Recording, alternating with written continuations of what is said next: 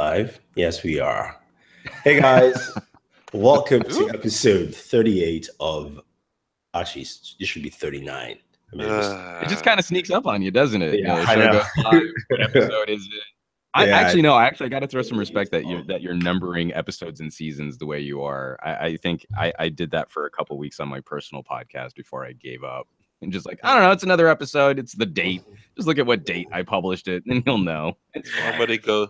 There's yeah. no 39 episodes in any season unless it's the first season of the Power Rangers.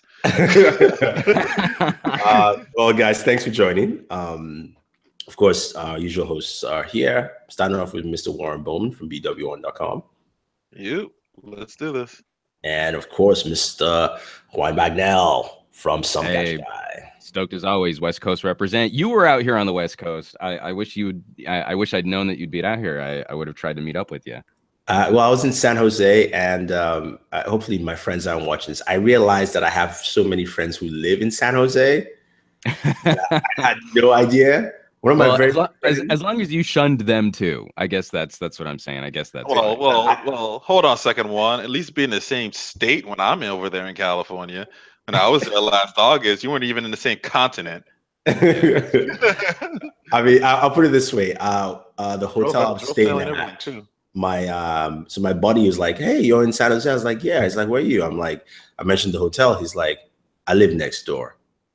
I was like, "You gotta be kidding me!" Luckily, he wasn't around, and I mean, I saw him quickly because he was traveling and he came back. But I was like, "Whew, that would have been bad if he was around." And that would have been pretty good. I mean, that's definitely worthy of some shade.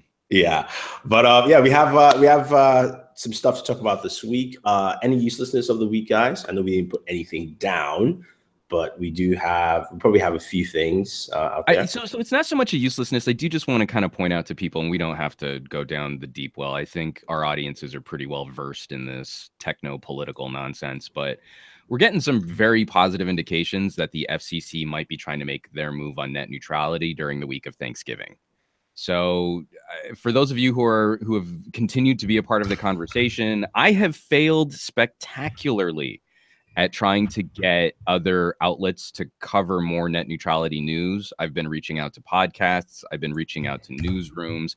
No one really seems interested in taking up the conversation past like, oh, well, John Oliver did his funny little piece on it. We don't need to keep talking about net neutrality. So for those of you who are still engaged in the conversation, still engaged in the debate, I would keep the next couple weeks out on your radar for how you've been contacting your local elected officials, or you've been trying to have conversations with your family and friends.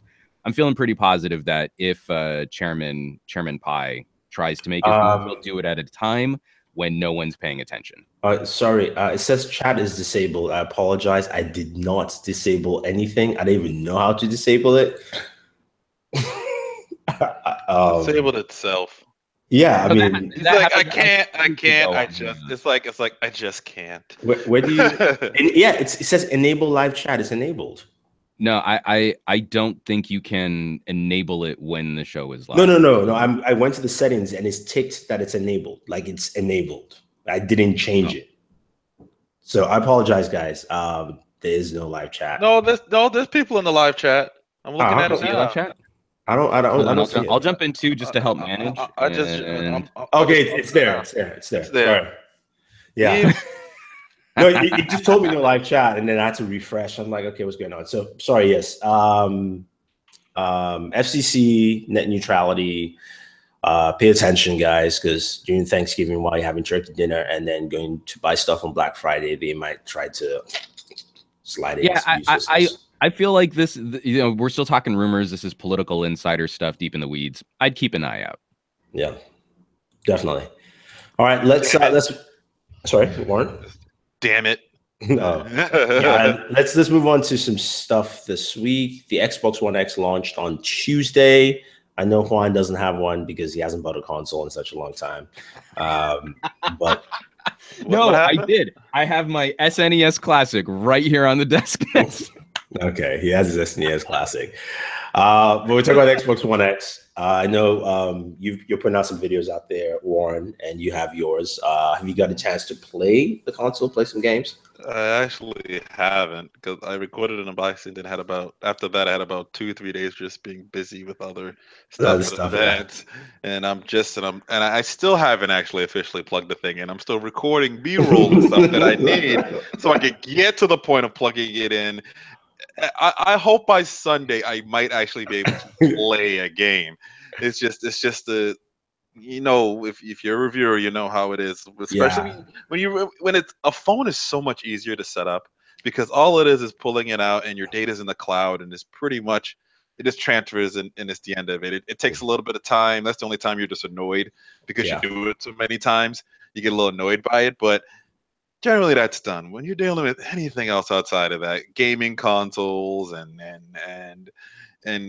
laptops and things of TV. that, TVs and things of that nature, you have no idea how much of the process there is. It's like you're editing, your total recording and editing time is doubled what you do for a phone. A phone, you do several videos on a phone, and that's fine.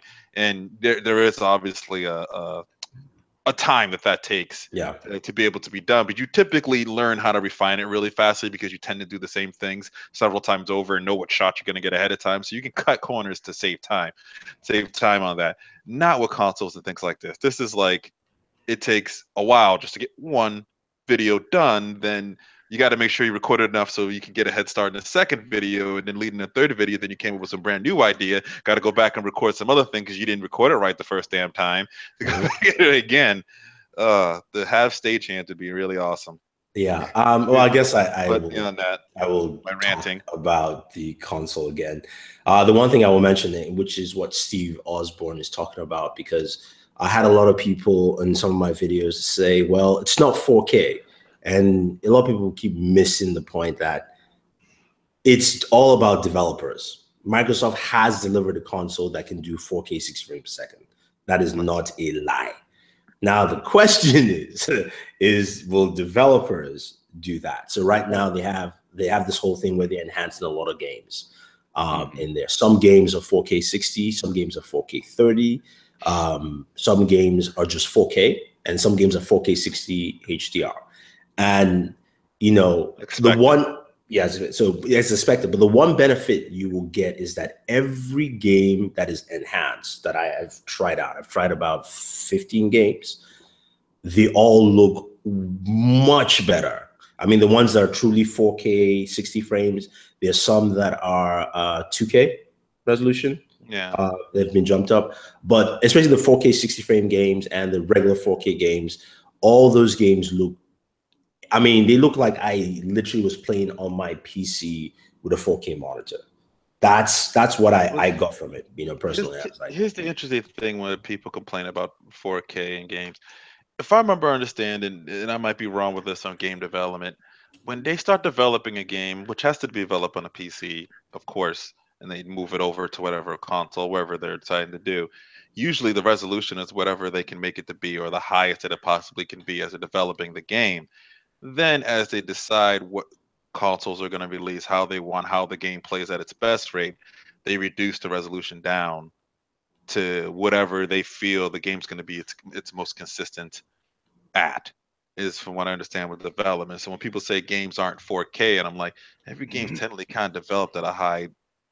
It's all about your game engine and how scalable it is. For instance, the reason why you can get Doom on the Switch is because Unreal Engine is very, very scalable.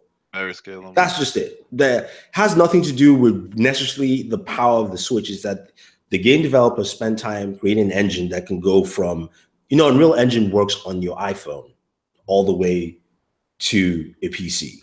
So that's a huge gap. Let's put it this way, Black 585. It's not good number 4K 60p facts. The fact is that you're wrong, because they have a 4K 60 frames per second game, and it's called Forza, and it runs at that rate. It's been shown to run at that rate. That means it can do it.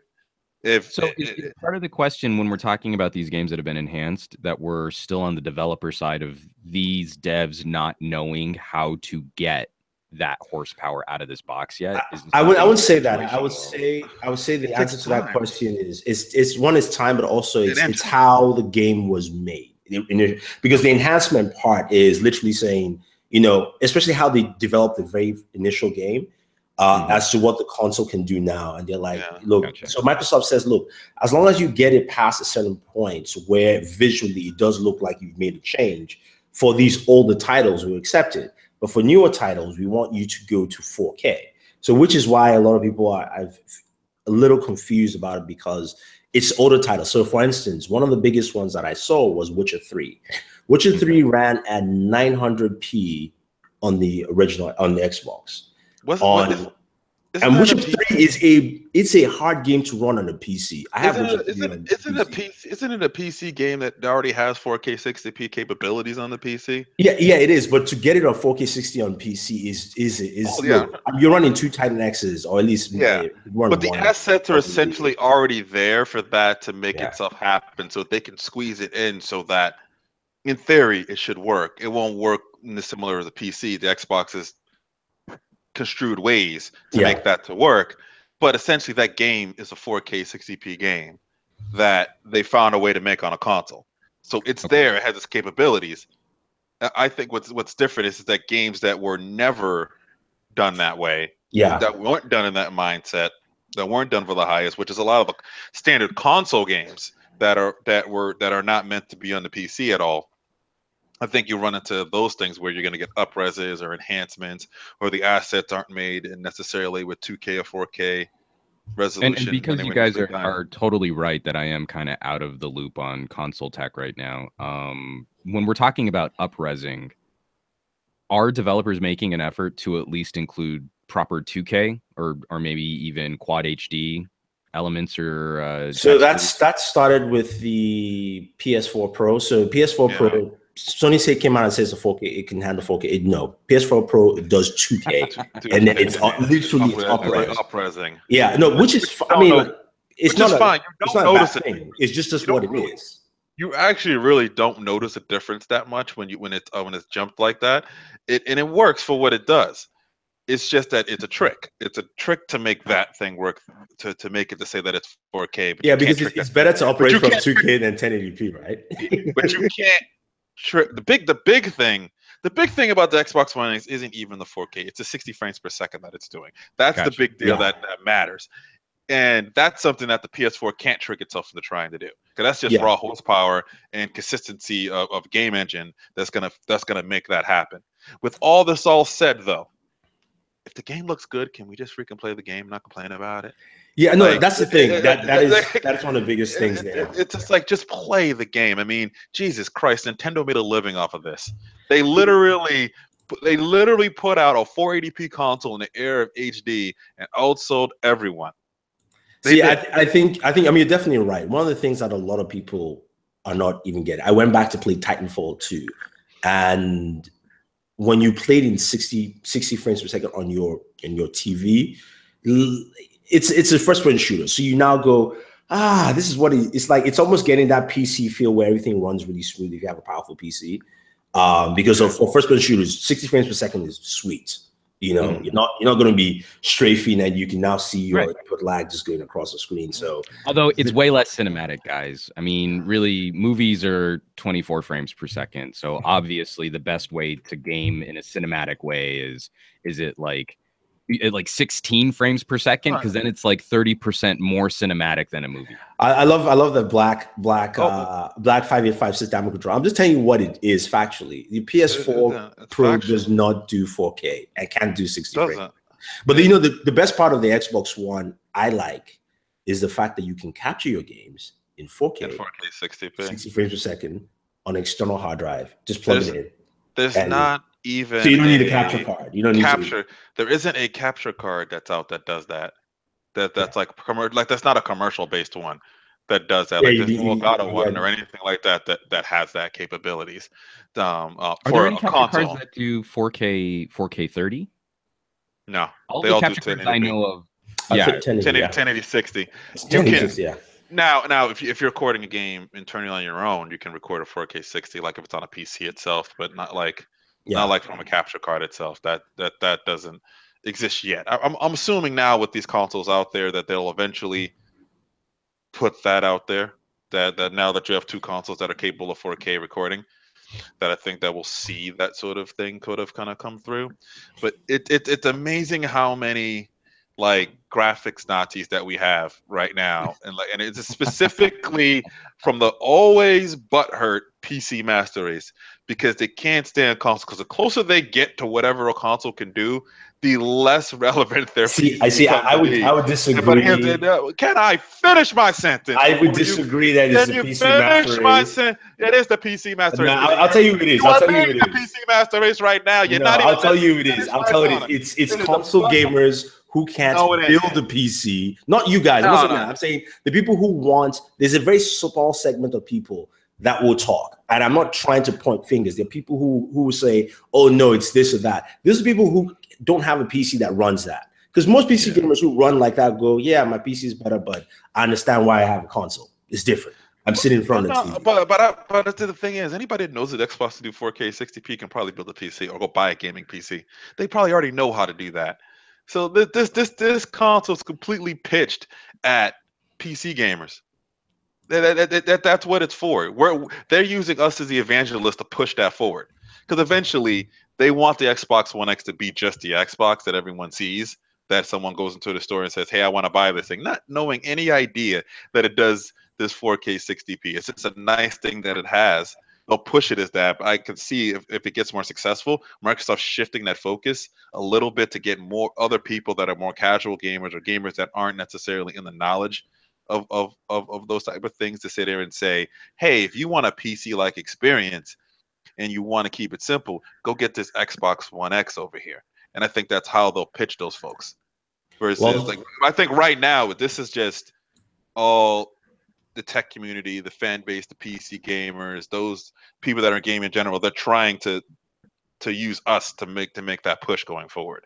Well, speaking of a push going forward, Microsoft reports on Microsoft is geared at releasing a Xbox One or Xbox that will be a streaming console in the next 3 years, which is something we've all thought will happen at some point in time. Yeah. And Nvidia already has that. I think it's just all depends on what they'll probably have to let you know your network speeds, but it's possible. So I don't see why it won't happen. Well, I could see that, but I could see them streaming from the Microsoft Windows Store, whatever games it needs to stream through, like the what's his name service that used to be around on Live. I think that GameFly still has a streaming service, so you can get it on your TV. So I don't see that. I see that happening. I mean, any thoughts, Juan? Streaming Xbox instead of so it will cost less at that point. Yeah, I mean, no, I mean, adjusting for costs. Yeah, but again, it's. I still have this mental roadblock when it comes to entertainment dollars and consoles and what we're paying for what on what streaming service or what subscription service. So again, I'm woefully out of touch with what's being covered right there. And mercy. And what's not helping actually is like I'll go and I'll hang out with like the Newegg techs, and it's all Steam, man. We're all Steam. They have a whole room dedicated to like gaming consoles and stuff, and everything that we're covering on the show right now is building gaming PCs and PC hardware. And if anything was going to reinforce my PC master race nerd rage, it's that. So unfortunately, like I'm crazy out of touch. If they're starting to do a better job of making console gaming more like PC gaming, and I can avoid the headaches and the frustration I had moving from a PS3 to a PS4, where even my PlayStation downloaded games just don't work. Yeah, see, that's the thing that Microsoft has done well. Yeah, with the Xbox One. So I mean, like, I'm willing to give them kudos, and I know that Microsoft has a better system for that, but it's still not as good as Steam for how I like to game. Well, actually, in terms of your games itself, not talking about control inputs, right? Re-downloading your games is exactly the same way. Yeah. Same way.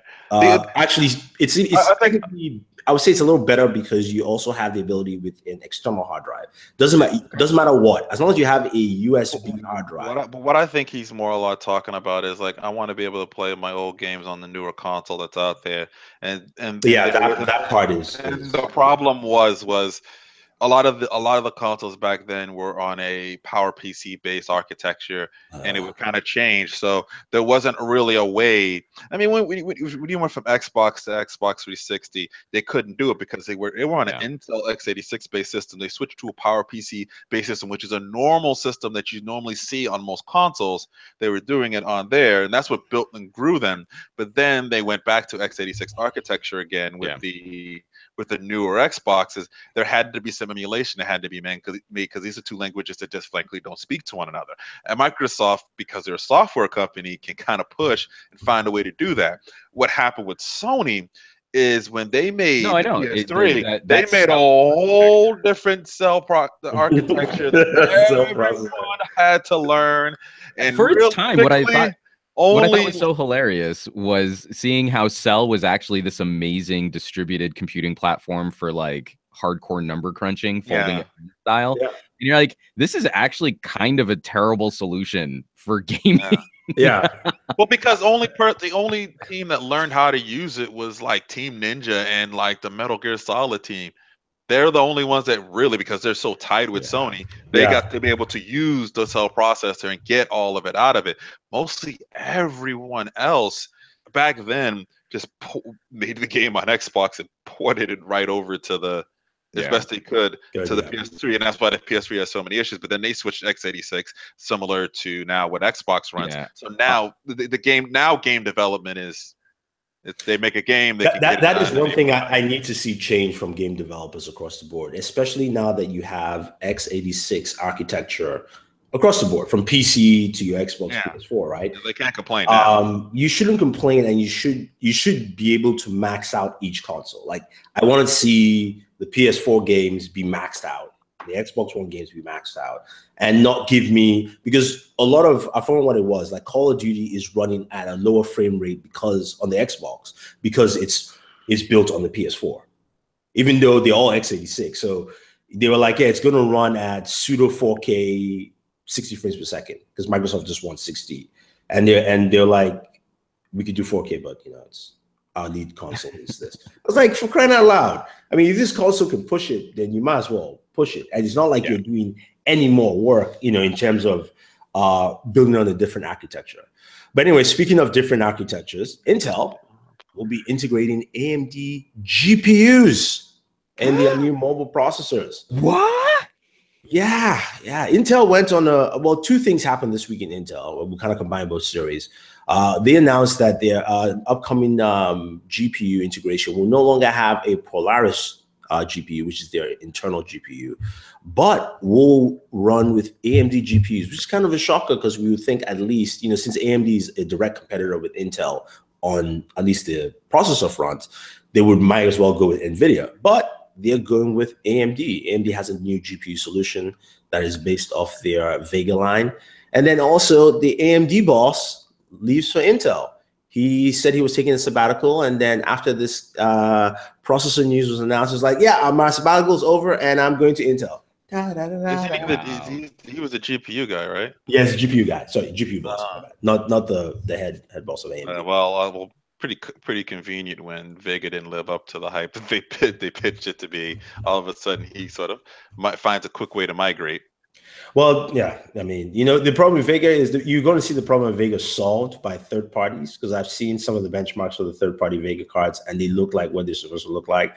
And I'm going, y'all just didn't solve that issue, did you, right? It doesn't matter. At this point, they have to reintroduce it again. Yeah, definitely the next one. Yeah, the next year as well. Everyone's going like, T8. 1080 Ti. That's what they just went ahead and did. But yeah, but it's interesting to see that. So I don't know what you guys think. What do you guys think of AMD GPUs in Intel processors, mobile processors? What is it AMD got on mobile GPUs that NVIDIA doesn't, is the question. Yeah. Their new GPUs performance in terms of mobile processors are looking better than NVIDIA's right now. And what is Intel planning? What does Intel want those chips to do?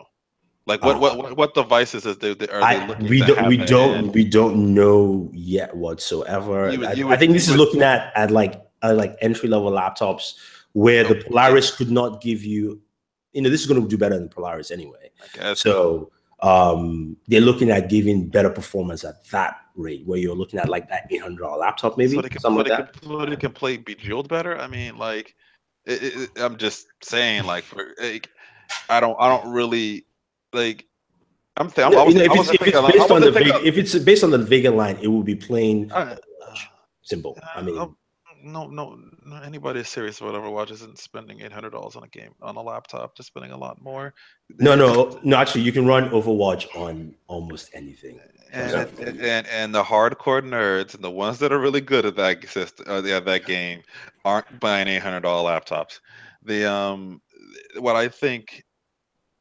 What my problem is, I'm thinking beyond a laptop. I'm thinking like what mobile devices that they're trying. No, it looks like they're gonna make their own GPU, tablet, it's just like if anything NVIDIA proved with the Switch is that they can conquer that solution of having awesome graphics on a mobile device, but it's just like what else? What is that chip gonna go inside that it's going to matter that much that they're going to push a GPU towards, outside of just being a laptop? Like, to me, if it's just going into laptops, it's kind of boring, to be honest with you. That's just like that's not exciting me in the same way that, like, oh, they're trying to make a Switch competitor, or they're trying to, increase the capabilities of graphics inside tablets and stuff like that. Now, could it just be something as basic as Intel's current integrated graphics solutions? It's not that good. Well, I mean, but they're starting to be stressed. I mean, like, look at the work that Microsoft has done with their mixed reality headset stuff. Like, well, we can still guarantee like a 60 frame per second refresh rate on Intel integrated graphics, but really, it's still not that great. You kind of want something that's a bit more robust and can keep a faster minimum frame rate refresh going. And if they go to AMD, that's leveraging the market competition, and it forces a showdown with NVIDIA, as opposed to just paying out through the nose for NVIDIA when there is a competitor in the space. And we know that Vega is pretty good. Yeah. Could it just literally be as simple as, like, AMD is going to charge us less, the performance is at least comparable to another mobile solution part from NVIDIA, and will be able to create more of a race between AMD graphics and NVIDIA graphics? Yeah, I mean, I think so. I mean, going against Warren's point, if you're giving me a Vega die in the Intel next 8th generation H processor, and I can get an $800 laptop that can edit video because I have that built in, or in the next Surface line, right? Yeah. To me, that's great. And then you add in the mixed reality that pushes from Microsoft as a whole. They like this. Mixed reality goes onto a lower common denominator, and not necessarily a gaming PC or a $2,000 computer. It's now something that is, it's lower price, because mixed reality itself as a headset is only $399. So they want to keep driving that, and Intel understands that they need to. Their Polaris chipsets are not that good. The laptops that will have a NVIDIA graphics card in, they have Polaris, everybody shuts it off. Nobody even turns that thing on, because you can switch between the two. It's just not that good. Why would you? Yeah. So if they can get a better solution, even just off the bat on their own die, they don't need to actually go ahead and work with NVIDIA or anyone else, just in general, to have a second one. And then companies can release more capable systems at a lower price that can do more overall. Like I said, if I can get this on the next Surface, I mean, remember, Warren, we used to edit videos in the Surface Pro 3. And granted, it took a longer amount of time because it had no GPU. Yeah. But you know what? I think you guys might be missing exactly why Intel is doing this. And I think the answer is Qualcomm.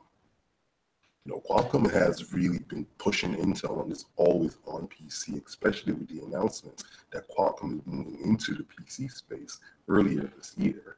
They had that partnership with Microsoft and ASUS and all the other stuff, all the other companies to provide stuff that was like an always-on PC. And at that point in time, Qualcomm had this really cool integration of connectivity, graphics, and mobility, which Intel really couldn't deliver. This is Intel stepping, saying, all right, we see you coming at us. We'll pick up graphics, and we'll probably work on that always-on connectivity. And that is the answer to like a smaller company coming into their space to play games with the big boy. That's just the way I'm looking at this, because there's no other reason for the #1 PC chip manufacturer to start making this kind of move if they don't have competition. And I think Qualcomm just pushed them that much to be able to go ahead and do this, especially when you hear that Broadcom is thinking about buying Qualcomm.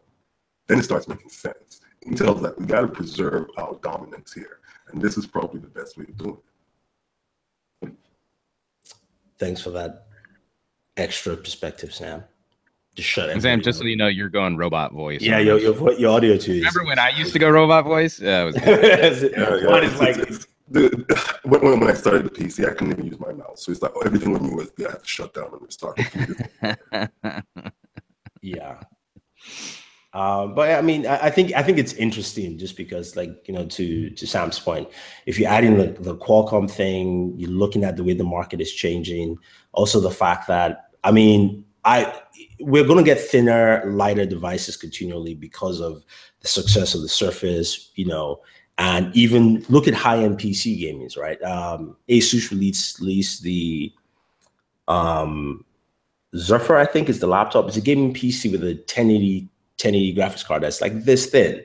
So, you know, Intel wants to be part of that market without actually having to partner with someone like NVIDIA to get there. And if they can do it with that, plus the fact that now the AMD boss is there, so maybe that helps them improve their own graphics card, I mean, internal graphics or whatever the case may be. You know, we're getting to that market where our devices on the mobile side will be thinner, lighter, truly thinner and lighter in terms of performance. And then you have Qualcomm on the other side, right? Whatever Qualcomm delivers with its partners for Qualcomm chipsets in Windows is going to be thinner than everything on the market because it's a mobile chipset. And you've now got a much, you know, larger platform to put it on, you know? And then, you know, remember, Qualcomm's going to come in with LTE always connected, as opposed to Intel doesn't have that. So for the true mobile warrior, that now becomes a much more aggressive platform to use. So they have to make these kind of gains and plays. And I think it's interesting to see how it plays out. I mean, and for AMD, this is a good year, though. I got to give it to them, man. Like, they've had other than the fact that Vega didn't deliver as promised, but, you know, Ryzen did, Threadripper did, you know, Intel's calling you for GPU. I mean, you've had a good year for a company that, remember last year, we didn't talk about AMD like this much. We're like, we made fun of them. Yeah, I mean, yeah, they were in our fun category. So they've definitely had a very good year. Speaking of more chipsets, it looks like Samsung unveiled its Exynos 9810 chipset, next gen CPU and GPU. It's a 10 nanometer processor die, not 7 nanometers yet, according to this. So it's a second generation 10 nanometer. It's let's see, what else does it have here? Cat 18, not 20. So it's 1.2 gigabits per second on this. Will support the ISOCELL Slim 2x7 sensor. So that's that new sensor they announced that, I forgot what they did specifically, but they did some really cool multi-trick things. Yeah, their next gen ISOCELL, I'll be really curious to see. From everything that we had seen like 2 years ago, they were starting to experiment with larger sensors. These new ISOCELLs look like they're going in the opposite direction. Yeah, playing with smaller sensors and more rapid fire computational photography for like what the Pixel does, but Samsung trying to amp up even more than what Google's currently doing. So be really curious to see how that solution actually pans out. Yeah, I'm still just enough of a photography snob. I'm sure Kyle Ruggles in the chat might back me up on this too, that it would be nicer. Why are you looking for backup, man? Come on. No, because he's an actual legit pro photographer. I mess around with this stuff. He actually knows what he's talking about. No, but that the the notion of more surface area on an image sensor usually equates to better photos and video. And we're now ushering into an era where we're trying to make up the difference in software. And I'll be curious to see how far we can push that over the next like generation or two of phones. I mean, no, I definitely agree with you, but I mean, like just using the Pixel 2 camera, they've done some really crazy work with that. Yeah. Especially like going around and like I was having dinner with friends in San Jose and they're like, oh, here's a new iPhone 10. I was like, hey, watch this. We take photo. I take photo of Pixel. They're like, oh my God, it's so beautiful. I'm like, yeah, that iPhone camera isn't gonna cut it. Sorry. That aside right there. So I mean, you know, it'll be interesting to see how that actually pans out in terms of what it does for Samsung. I mean, we know Samsung is going to run with Qualcomm's own processor, which rumors are hinting that it's going to support a lot of the same things, especially since Samsung and Qualcomm had that agreement was it last year or this year? They had an agreement where they started that partnership with the 820. Yes, because the Qualcomm 810 series of chipsets was such a disaster. Yeah. So since then they've been working together and sharing tech. So you're going to see similar. You're probably going to see similar functionality with Qualcomm's next gen chipset. So that'll be interesting. All right. Next year, it looks like we're getting a Galaxy X. Sorry, you can't see the X properly. Damn it. Lower third. So we've heard rumors of a foldable Samsung phone and stuff like that, but the Galaxy X looks like a ZTE Action M, except just the Samsung version of it. Yeah. But I'm a little worried because if it comes out and it's looking like that, that's not going to make a lot of people excited. No, I mean, Samsung can release this and release it. Like, I think Samsung was probably going to just test the waters and see how people's reactions. It might release it quietly in certain regions. If it's this, because I'm looking at this, this looks like two Galaxy Note 5s slapped together. Like in a bad way. But I do like the game controls they put out there, racing wheel and stuff like that. Yeah, that's Smirk's a solution looking for a problem right there. A solution looking for a problem. I like that. Yeah, it doesn't look exciting at all. Yeah, I don't know. I mean, like I was looking, I was like, sorry, let me share my maybe talk about there. I really don't know what to say about it. I'm still skeptical that the killer app is folding your phone in half and trying to deliver more screen. I'm not saying I'm correct, and I'm sure a company out there can prove me wrong. I'm just saying I'm skeptical that this was such a burning hole in someone's gadget strategy that this is going to be what the future of smartphones look like. I really hope the future of smartphones and mobile computing is pulling stuff off of the phone and moving them to smarter heads-up displays, better audio controls, haptic feedbacks, smart clothing, things like that. So cool. And I'm sure Samsung will probably deliver a more elegant design than Kyocera did when they did their dual screen phone. But you just skipped the Action M, man. Like you didn't even give that any kind of credit, man. Well, no, I mean, because that's just it. Is like this is what they are showing here in this patent isn't remarkably different from the Action M. Well, I mean, what I like with this photo here is that you can use it like a book. This would be your book cover, so people will know that you're reading Clockwork Orange, and then you can read your text here in e-ink. Oh, is it an e-ink display? No, I think that's I think they're showing you what it would look like with like a black or monochrome look for their AMOLED. And you know what I really don't give a shit about is advertising for companies and becoming a walking billboard for their products so that people will know what I'm listening to, reading, or watching. That's number one with a bullet. The first thing I tried to disable. No, this is not a book. You're reading a book, Juan. If you read a physical book, everyone would know you're reading Clockwork Orange. Come on. I don't care to or need anyone to know. I love that. Oh yeah, yeah. Unless it's like an Amazon ad where if I choose to allow people to see what it is that I'm reading or watching, that then I also get like a discount or I get stuff. You know, like I don't even like really love wearing T-shirts with like movie logos on them or like movie posters on them.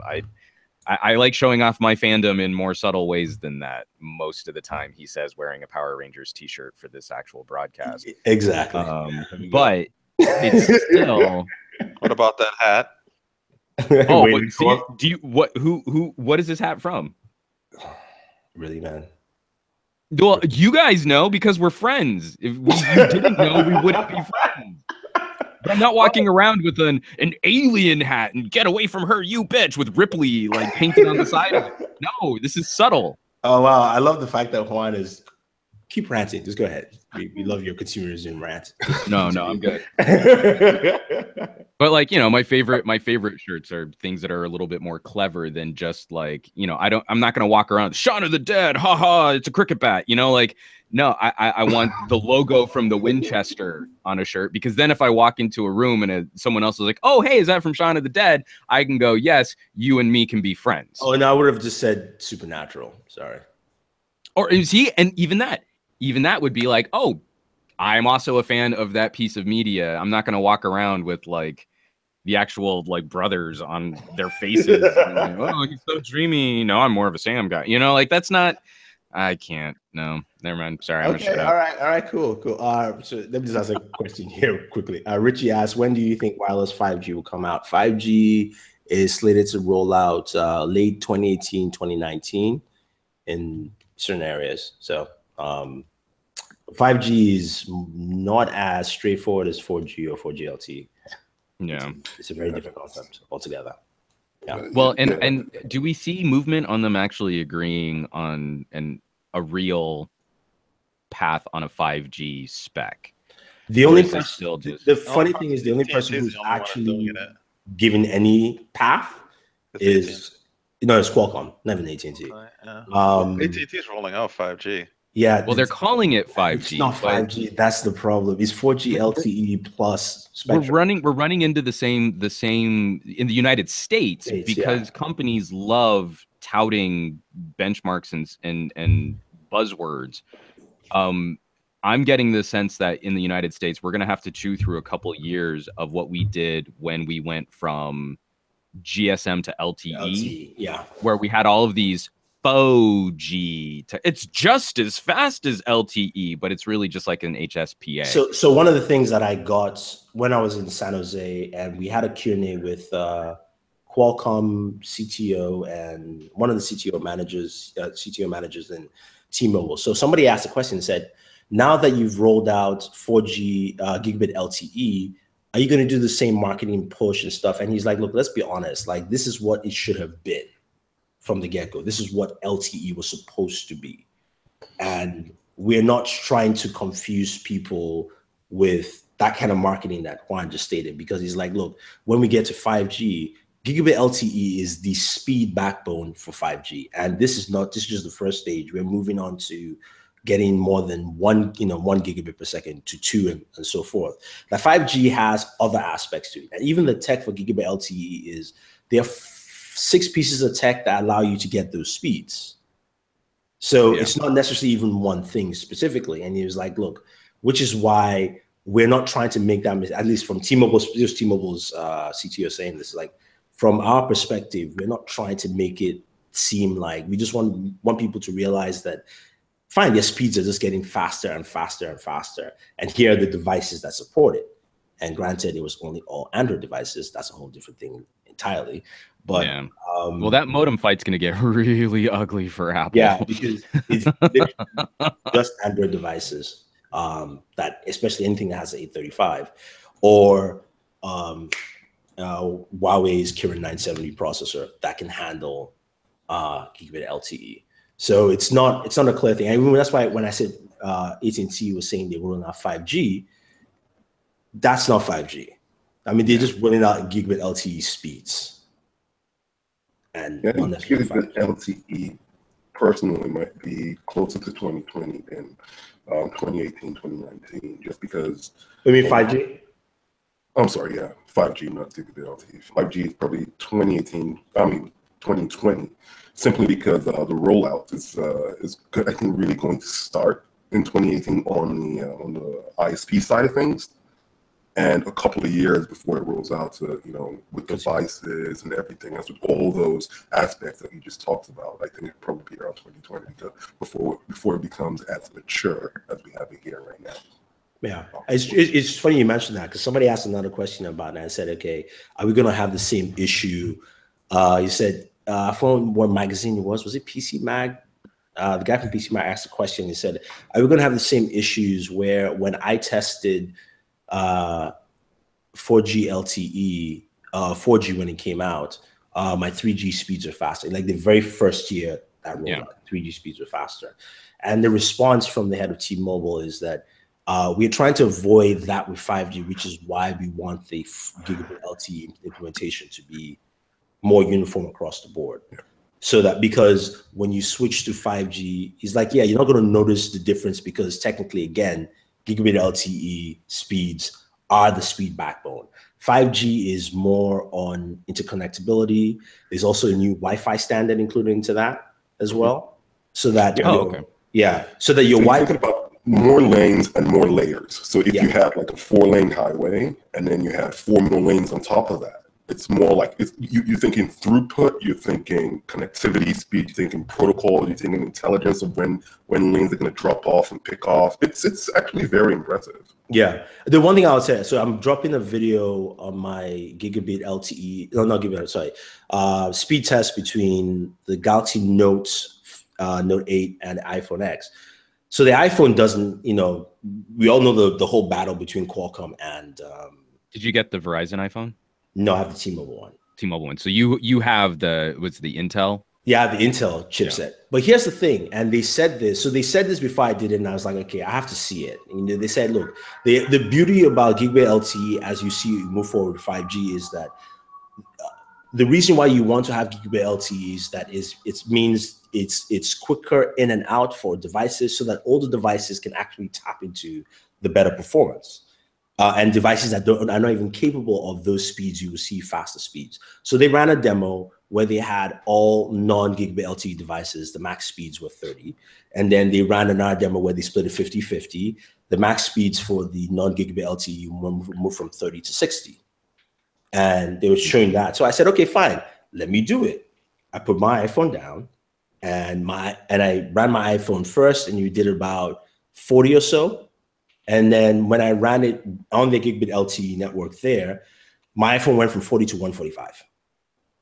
Wow. Okay.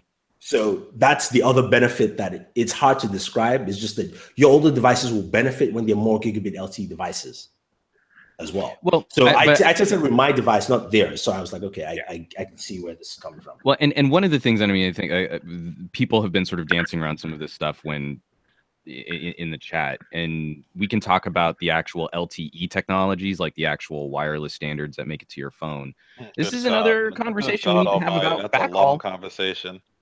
Well, no, but I mean this is another conversation we need to have about backhaul. Like, you can stick up as many gigabit LTE towers as you want if they're connected to infrastructure that can't get you anything faster than like the 20 down, 20 up that a lot of people have in their areas, then it really doesn't matter. This is what's so frustrating, is this infrastructure would be in place if we had any real movement on fiber to home. We would have the lines and the data centers and everything in place to actually incorporate gigabit speeds into our wireless infrastructure too.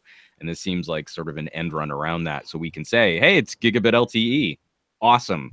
But it's connected to a 56K modem. I mean, one of the things that is funny, you actually mentioned that again. I mean, it was actually good to do the Q&A, because a lot of people ask the same questions that you guys are asking, in that respect. And it reminded me of this. I don't know. I can't remember this. This is the first time Warren, I think there's only time Warren and I went to on carrier events. And it reminded me of something the CTO then said. And that was when, T-Mobile was pushing towards LTE. And, Verizon was there first. And T-Mobile said, look, we are pushing for 4x4 MIMO and not 2x2. Because Verizon is going to basically more lanes like Sam mentioned, is because we are trying to change our infrastructure to match. And we've seen that benefit T-Mobile a lot of ways as they've grown over the years. And the question was posed to them and said, look, if you're going to do this rollout and tell us how many cities, what's your task in terms of improving infrastructure so that we don't get to those kind of bottlenecks and we have our towers doing, basically running the latest that you have here.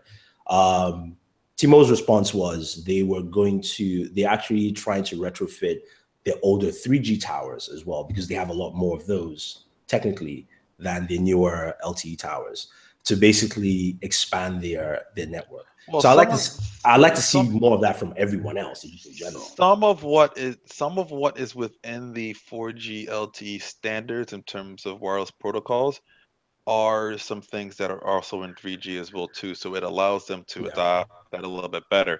But when you're dealing with Verizon or Sprint, which are CDMA based, they have nothing like that relates. So they had to essentially build a whole new network out.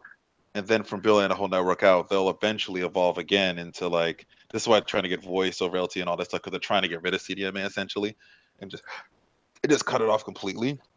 But what I see as we're talking about 5G and all this other stuff that's happening, I have a feeling, but this is kind of the point of when they switch to long-term evolution, which is LTE, is that the name of any of this will not change. It will just be to the consumer as LTE. It will just be that.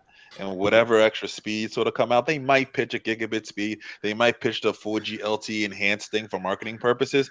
But even with 5G coming out, I don't see them going away from the LTE name. I actually see them dropping the G spot of it. Just there's no 4G, there's no 5G to consumer. It's just LTE data. Well, they might actually have to push it because the chipsets are going to be a little different. It's going to be anything with the X16 chip and up, right? Yeah, but the chipsets don't matter. The chipset won't matter to what is capable and what isn't. But the chipset won't matter to the consumer as much because they'll just buy a phone that has that, and if it just that's what I'm saying. It wouldn't matter to the consumer, so they'll probably just use the 5G delineation to say, okay, this will get you on that network. But I don't think they'll actually say that. That's the thing. They won't call it 5G. They might say LTE. Well, I mean, AT&T is already calling it 5G. But they're going through power lines and all this other stuff, and they're trying to go into the home with it, and that's a whole nother shabazz. That is like Verizon when they were doing the home files, the home the LTE in a canister over Wi-Fi. You know what I'm talking about? The one that's trying to get LTE in the home. That's what it was. Canister of LTE. They had a canister of LTE, and they said, "You go put it on capsule core." Basically, is what it looked like too. It looked like a little capsule core thing that dropped. You put outside your house, but it's like like Kyle Rogan said, LTE Max plus X2 power. That's what they're gonna do. They're gonna go Street Fighter with it. But that's what I'm trying to kind of say here is like, as we're all talking about it, that probably, honestly, I wouldn't be surprised if they went from LTE enhanced to LTE Max. As long as there's something that says LTE and they can say it's Max for a little while, and then once everybody has this device, it's kind of generally out there, you kind of don't hear that Max name anymore, and it's just like, you got LTE.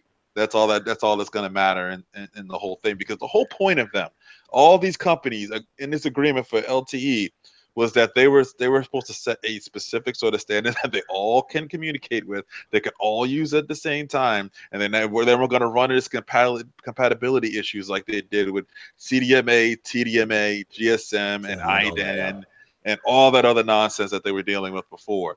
So I don't see them breaking out of that, other than giving us the journalists, not journalists, but the influencers, advocates, whatever, these buzzwords such as LTE Max, Gigabit LTE, 5G, and all the other stuff that we'll sort of say and promote out and get our audience base excited. But when I think it actually hits down to consumer, it's going to be, they'll say one little delineation to make it sound different to make you buy. But then once a year or two later, it becomes sort of the set standard that just drops, and it's just, you just have LT, or you just have whatever naming terminology you're going to have it. I'm pretty sure they wish they didn't call it LT from a consumer standpoint, because it's just not the sexiest thing to say. Well, I think the problem they face here is the honest truth is that they need people to buy new devices. I mean, but here's the other thing. The reason I say that is it's clear that the newer devices help the newer network for older devices to still remain. But at the end of the day, do people buy phones for LTE? No. That's why I said it's a problem. Nobody is buying it for that. But I'm saying to actually see the benefits. I'm saying, because I'm looking at it this way. Technically, my iPhone 10 is an old device because he has a chipset that doesn't have new LTE standards, right? Yeah. And it's a way that you can create some sort of dissatisfaction in the market when we see a lot of consumer data that people are starting to hit that 30-month average phone ownership time. And I'm going, but my iPhone thrived because I have the Galaxy Note in there and they got better speeds. So, I'm getting more and I'm using more, having more accessibility. I'm just saying that's the problem they face, is how do they now, push that narrative that literally, if you're buying a new device, besides all the sexiness of the device, your network performance is actually better. Yeah, they're probably going to push it out to companies first. They'll say nothing. It's just like sitting there saying, all your laptops have wireless AC for better performance. Who even knows what AC is outside of who's in this chat? It's not even finalized. That's the best part about it. They don't even finalize this crap. Do you mean you're putting personal air conditioners into laptops, Warren? That is amazing. Exactly. Half the people don't even know their Wi-Fi is like the Wi-Fi on their smartphone is AC, and if they can, that's why they can stream Netflix in 4K on a device. Like all that type of stuff is like non-relevant. Kyle, come on! T-Mobile CEO is on point, man.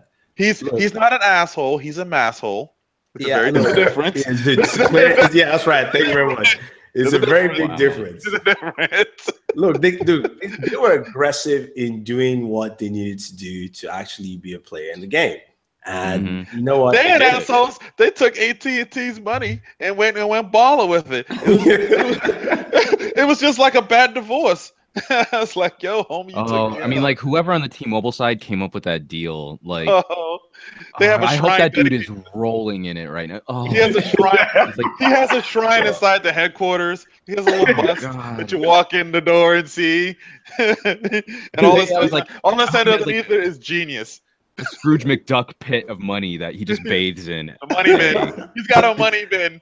It'd be funny. And whoever made that deal on the who's that lawyer? Who's that lawyer? On the other side, on the AT&T side? No, the AT&T side. It's fucking just. They're not practicing. They're not practicing anymore. Let's put it that way. Yeah, it's pretty much just really dumb. No, Roland. Let's put it this way. The only reason why I tell you why that Sprint T-Mobile deal didn't go through is because basically SoftBank wants control ownership, and T-Mobile was like, "No, we are getting big." Yeah, that's the only reason why. And they'll probably if this was 2 years ago, sure. Maybe, yeah. They're probably there's a very good chance that number 2. I mean number 3. There's still a good chance that Dutch Telecom as a whole, and even T-Mobile USA as a whole, can end up getting bigger than SoftBank with where the direction that they're going in. And if they get bigger than them, SoftBank investment fund is pretty large. I don't know. Not SoftBank itself, but to be big enough to tell SoftBank we want to buy Sprint away from you. That's what I mean by. That's what I mean by they could just go and we'll just buy it from you whole. Yeah. Bye. See you later. At that point, they wouldn't need to buy Sprint. They'll just wait for Sprint to die. Yeah. Because Sprint is hemorrhaging subscribers. You know, Deutsche Telekom, yes. This could turn into something hilarious, a wrestling reference. This could turn into how WWE eventually bought WCW. Which people don't realize the story of that is, you know how they bought them? They waited for them to die out until Time Warner wanted to sell the library for $2 million. I mean, it was wrestlers that could have bought that for $2 million. Picking up their talents over the years.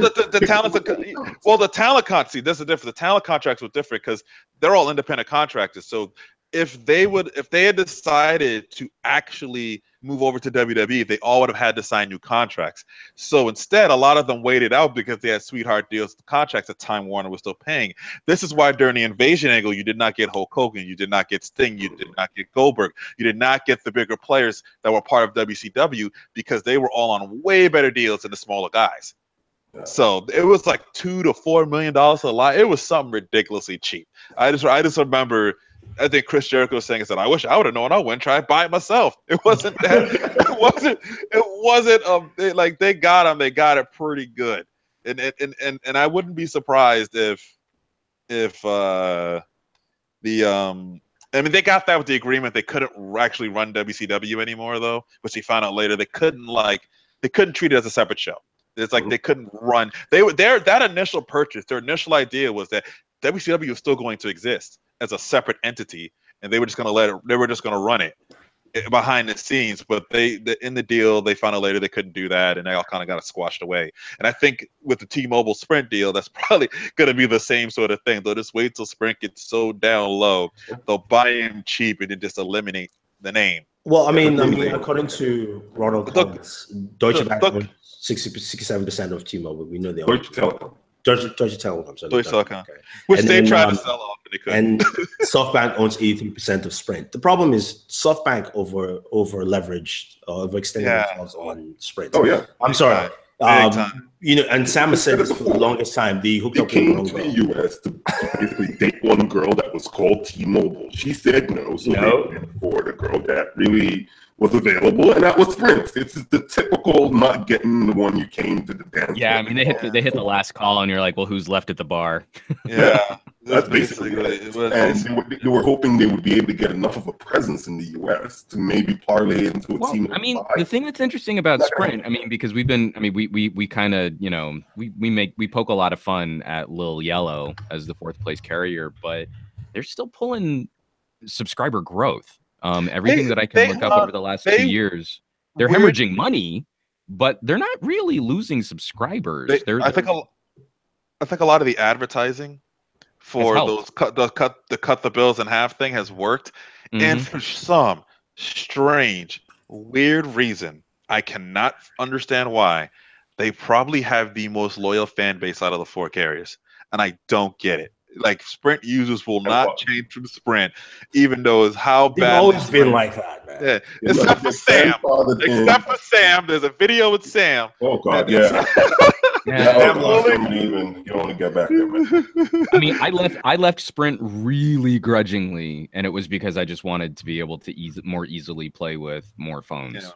That's not a consumer concern. That's a tech gadget reviewer concern. Yeah, I left Sprint in 2003, and I moved to T-Mobile, and I haven't looked back. Oh man, I guess I'm the guy that's been bouncing around a little bit. I started off actually with AT&T Wireless, the original one, that was a spin-off of AT&T in a weird way, but it operated separately from like Verizon and Verizon Wireless. It was like a weird sort of similar thing.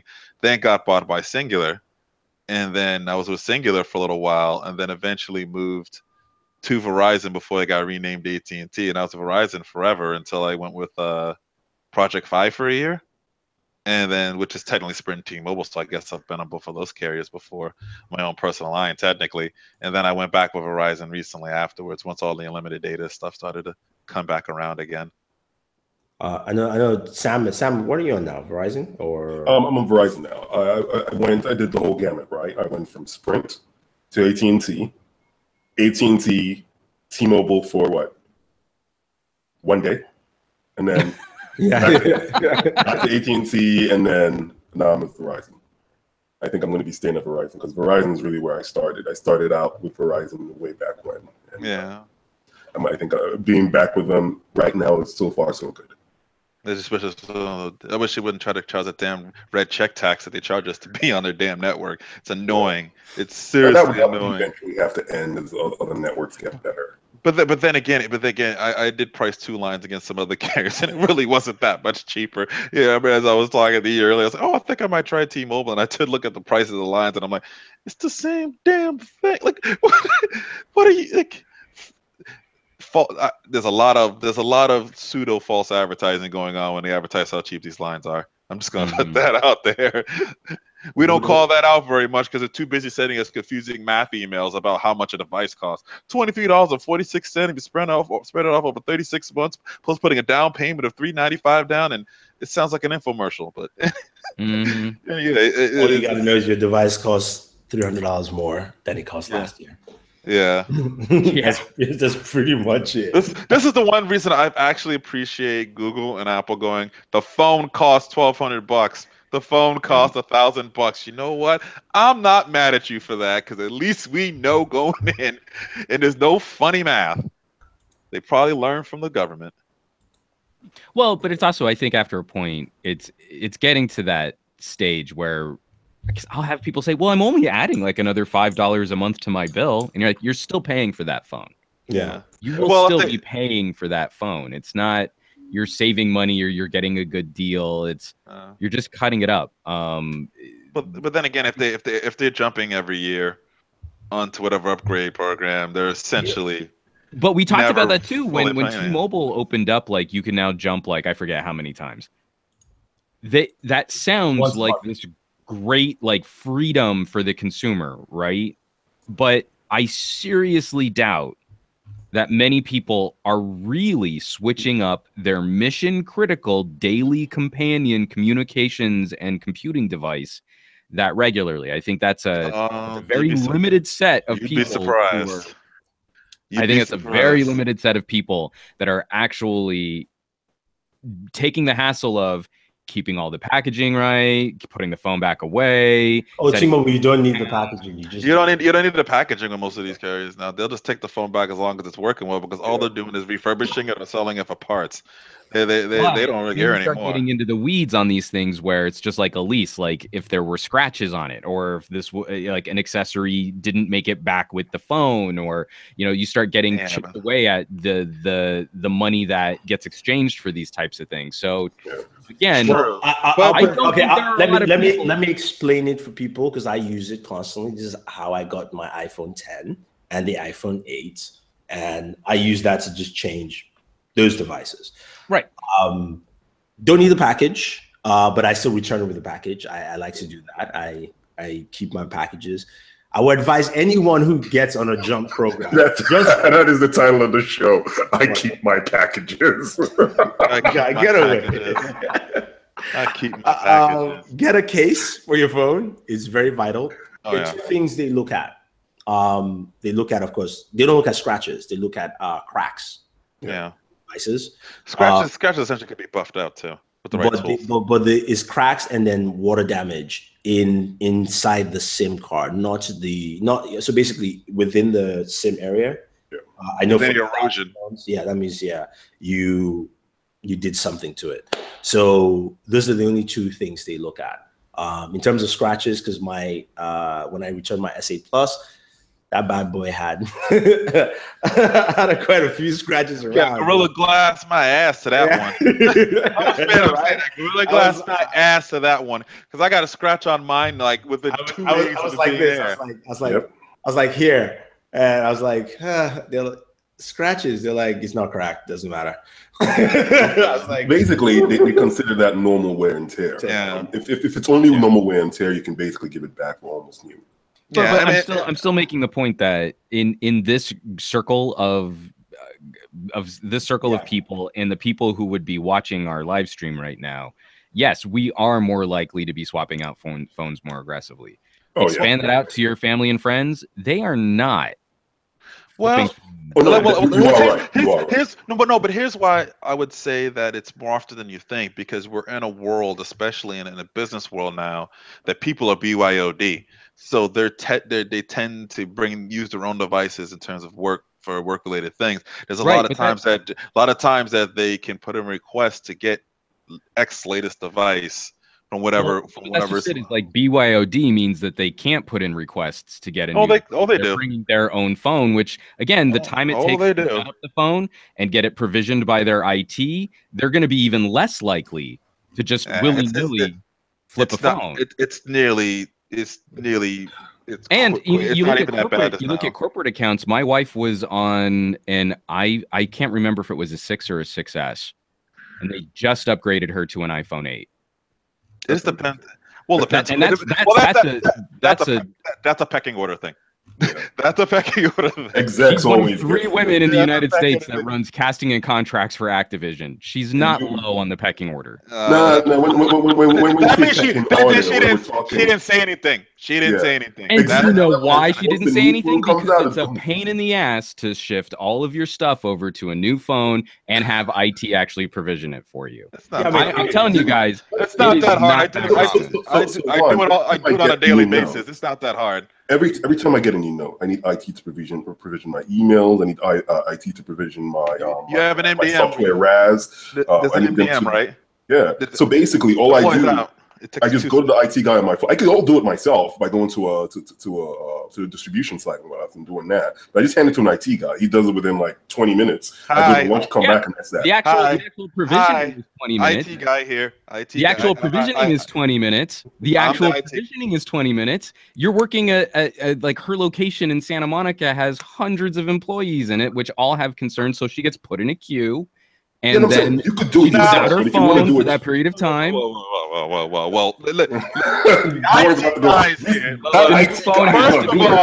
Your wife is doing it wrong. If she is in that ranking, she needs to use her pecking order to go higher.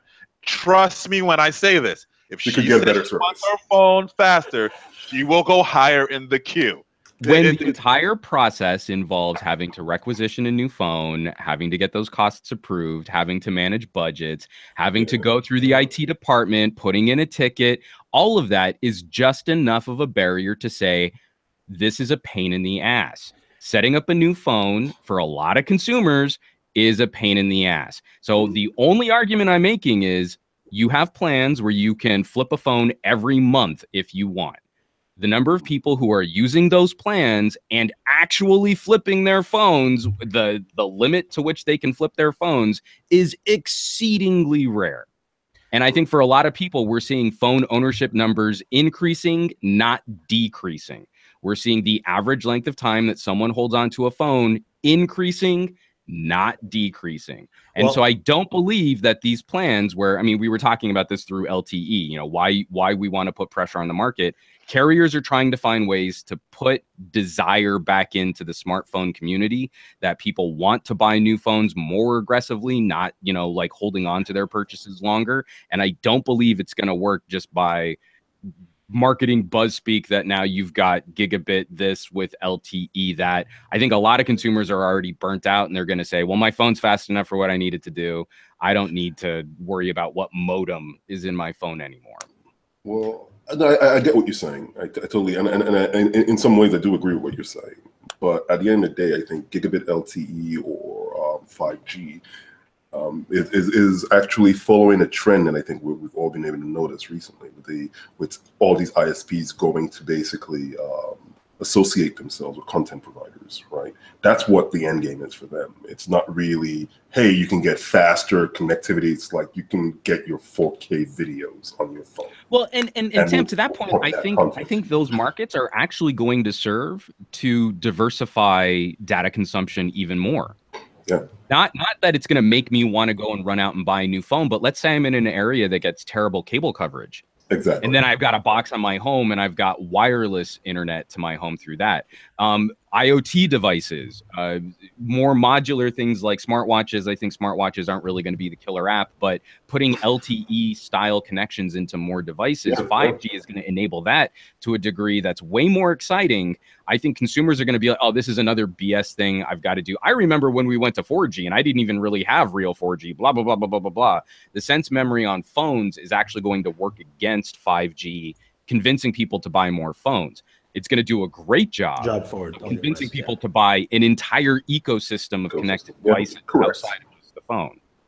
Yeah, no, definitely. And I think going back to the point of people jumping from device to device, I mean, I agree with you, Juan. I mean, not many people do it. don't know that many people in the ecosystem. And I've even asked them in the store because I keep going back to drop my old phones. I come back. They're like, this guy's running some kind of scam with phones. And not many people can. The people in the store do themselves too. You know, it's the people who know and who have time to do it. Because even, let's be honest, when you're switching phones, right? And you do that switch, that Android switch from, you know, we have a Galaxy Note 8 now, the S9 is coming out, and we transfer every thing, including our text messages and all that. It takes time. And that's something that most people just don't even care to bother with. They will do it over the holidays, yes, for one device. But if you look at the trend, we've always said this with Apple. The reason why Apple does not give us numbers of what the iPhone 10 sells is because that's not the device they sold that much. Yeah. You know, it's replacing the 6 again. And, you know, it's the reason that portfolio is also larger. So it's that kind of thing that, to Juan's point, it's going to affect that mentality of the question I asked is, yes, we need more gigabit LTE devices so that even older devices can tap into the network more effectively. But people's mindsets are like, I don't need to upgrade. You know, we've heard the stories of people like, oh, there's a new iPhone, the 10. What is the 10? Like, I thought it was, I thought I had the newest one, but they had like a 5 or 6 or something like that. Well, and then that upgrading thing, we've made it easier, but making it easier actually creates problems that are unforeseen. Like I had a buddy who was getting, I think he's on an S8 now, but he was really complaining about how poorly it was performing. And you go and you look through his app drawer, and he has apps that were auto-installed from like 3 phones ago on a different carrier. Yeah. Oh, it's like on Verizon now, and he had a whole suite of AT&T apps on there, and he had like LG services, and he was like, I wasted 2 hours of my life on that. Basically going through my Play Store and removing every single one. That stuff. Yeah. And so again, we can put training wheels on all of this. Consumers do it and then get pissed off because it doesn't just work because, you know, machines can't magically read your mind. But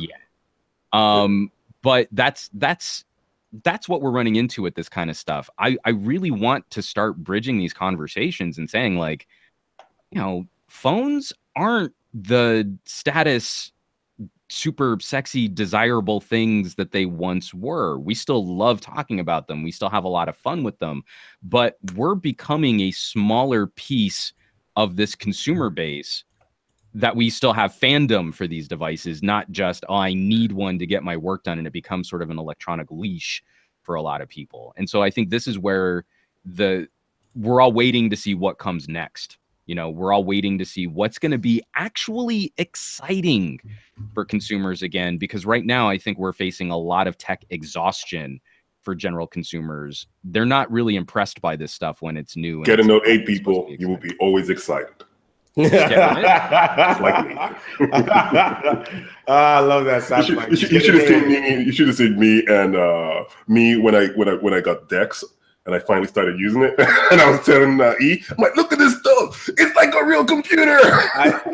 Seriously, I came to his place. He showed me. He's like, it's like using my computer. And I looked at his desk.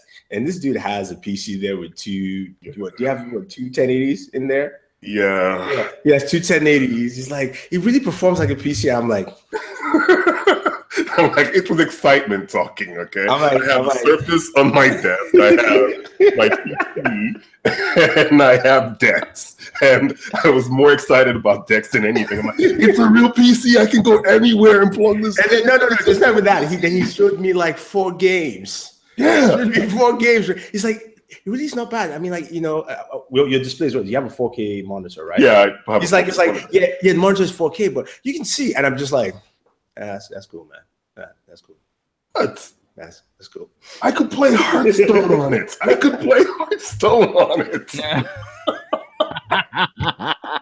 Nerd.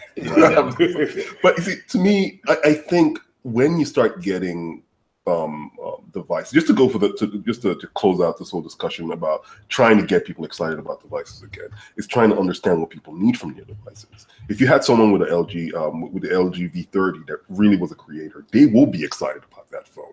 If you have someone like me who really uses their phone for to try to be able to get connected to work as much as possible, they'll be excited about the Note 8. So if companies start doing that, it doesn't matter it doesn't matter if they're trying to sell faster connectivity or sell content using the device, as long as they're building it to people or they're building it to a use case that people can actually connect with, I think that excitement will come. I think that excitement will be there. I don't disagree, but what I'm saying is that I think that audience is becoming niche. I mean, for every person that you describe who has a use case specificity need for certain features in a device like their phone, there are probably 100 people who are maybe using their really fancy smartphones for text messaging and email.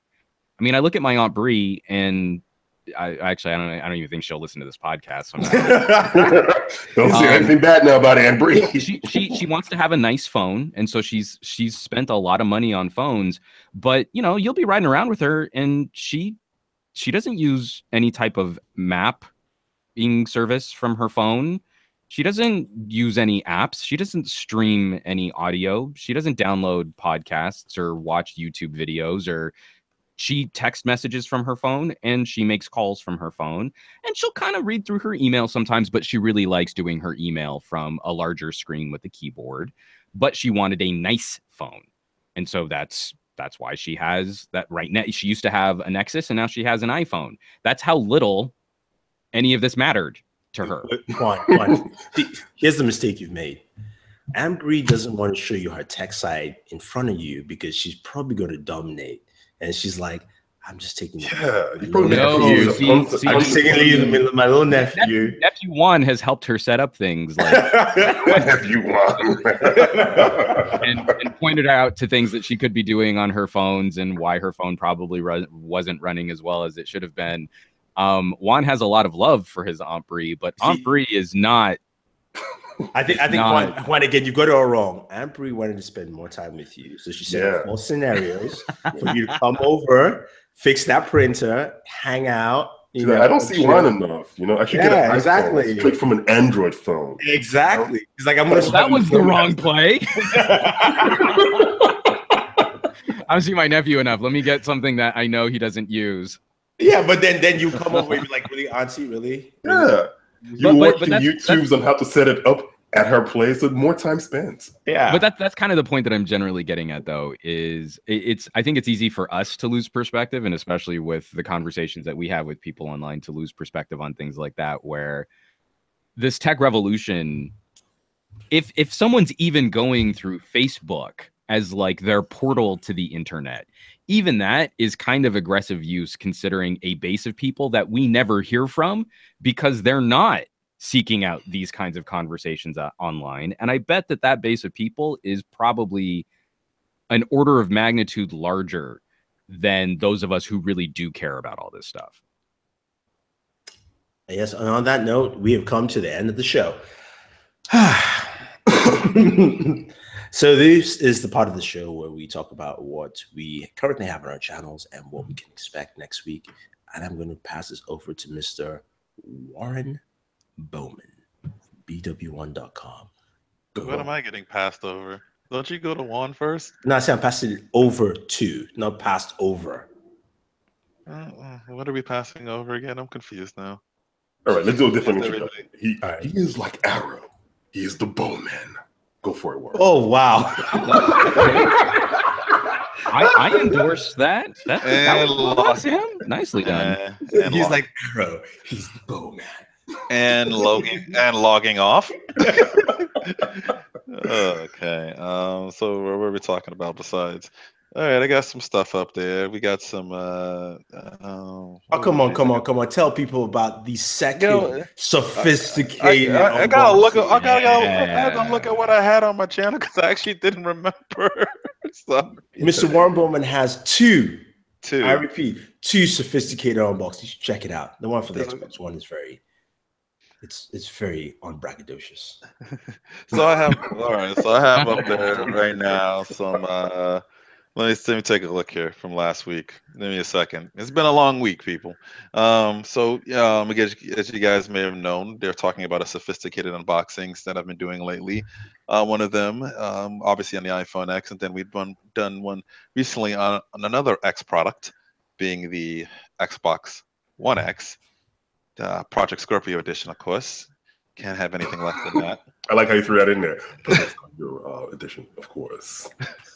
I actually did an unboxing of the ZT Axon M because it actually just appeared at my doorstep out of nowhere, and like an RKO, and just showed up, and I was like, oh, okay, I guess I'll unbox this, show you guys. I'm not sure when we'll get to a review of it because we got so much stuff going on right now, but interesting device, a lot heavier, and when it drops on the table, it makes a thud that like scares. That's like scary. Like when it just like just kind of around, it's like bong. It comes out of nowhere. We did some other things, other videos too, for some how-tos on the iPhone, taking a screenshot with the iPhone 10 because that's different now. I can't believe I had to do a video on this. It's got more views than I ever expected it would, but I'm not surprised. It's how to turn off your iPhone 10 because they decided you have to turn off different too. Yeah. Oh my God, I couldn't believe I had to do a video on that. But you actually have to teach people how to turn off their phones. No, because it's not intuitive anymore. Yeah, but that's the problem. Just wow. And then I think you guys did a video on this as well too. Basically how to basically get a home button back again, sort of, on your iPhone if you want a virtual home button, so that like navigation makes a little bit more sense than having to do all these gestures like it's a Palm Pre again. And I thought we left that back in 2010 where it belonged, but apparently we didn't. It's back, and that's kind of going on right now. For stuff in the future, there'll be a whole bunch of Xbox things and some other products going on, but a lot of Xbox One X stuff coming up soon. Cool. Juan. Yeah, it was another really busy week. So I'm finally spending some time with the Huawei Mate 10 Pro. So we've got our initial hands-on video up on Pocket now. I'm going to be producing for Gadget Guy. I probably won't have it done next week, but the following, just to keep an eye out.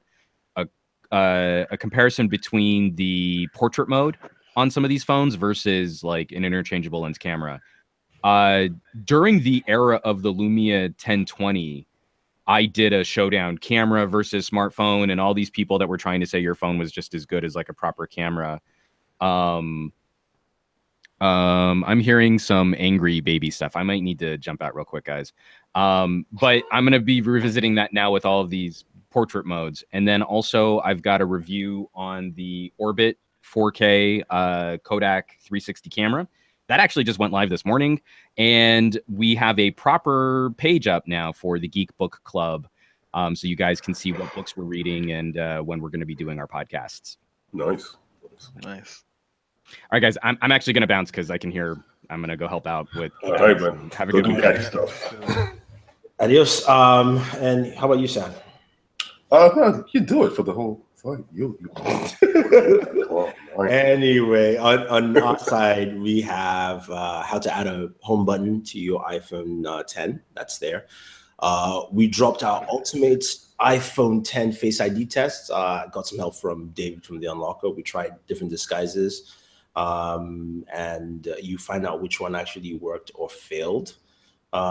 We dropped our 48 hours with the iPhone 10 as well. Just our thoughts on that. As I mentioned, we're not doing initial reviews anymore. We'll be doing like 48 hours and we'll jump to 30 days with devices. So you're going to have that, especially like mobile devices. Dropped top 5 reasons to buy an Xbox One X. A lot of people were getting confused in that video, which is why I spent time early on telling you guys about developers and how developers actually are the ones who need to take advantage of it. Unboxing and setup of the Norton Core, Norton's new home router that has, as they claim, network security features. Really easy to set up. I will give them that. It's much easier than even Google Wi-Fi, if you will. And then our top 5 iPhone 10 features. And then the one that a lot of people also were chiming in on was our iPhone 10 versus Pixel 2 battle of the portrait selfies. And, apparently you made the iPhone 10 look bad in every other shot. Yeah. You guys not understand the term machine learning. No, it's never. No, it's not that. People have to understand that it is called. They both have cameras in auto.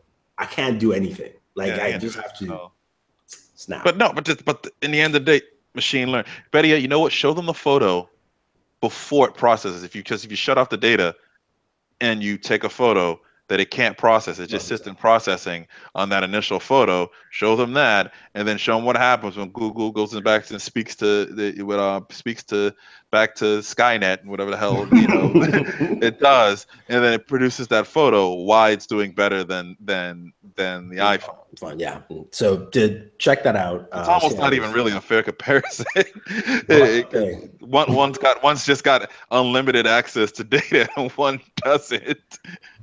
So there's that. Coming up next week, or pretty much this week starting on, is I'm going to be dropping my LTE tests between the Note 8 and the iPhone 10. So you guys can see. Again, I've already explained some of that as well in this video. I'm going to be doing an unboxing. I put out a question here to either do a live unboxing or regular unboxing. Right now, regular unboxing is winning. You guys are going to give me too much work. So if you see in the corner there, I have a bunch of boxes that came in the mail, like 10 or 15 or something like that. So I would rather do it live than do a regular one, but we'll see what you guys want. We also will be dropping our Fitbit, what's it called again, Sam? Iconic review this week. And we have... I have a gaming PC, and I also have the GTX Titan 1070 Ti. So there's going to be a lot of videos this week as well. It's a Titan? I thought it was a... There's a 1080, sorry, not Titan, sorry. The GTX 1070 Ti, my bad. See, I just confused graphics cards together. But anyway. Graphics cards companies, like, you took a page out of Capcom with how many revisions you put out and how you name things. Well, God almighty. That is a video for you. Anyway, guys, thank you for watching, checking out the channels. I know Mr. Juan Granella stepped away, but you can check him out at Some Gadget Guy on YouTube. He also hosts a show with Newegg weekly on Thursdays. And you can also check him out on VidMe. It is Juan Bagnell. His Twitter handle is the same thing, Gadget Guy. And Mr. Warren Bowman, it is BW1.com on YouTube, Twitter, Instagram, and all social networks, including Facebook and Pinterest. And of course, Sam is Black Iron _man. Yes, he is Black Iron Man, just black. And finally, for me, it's more to work on all networks: YouTube, Twitter, Instagram, Facebook, all that stuff. So, thank you very much, guys. Thank you for chiming in the chat, and always enjoy your entertainment.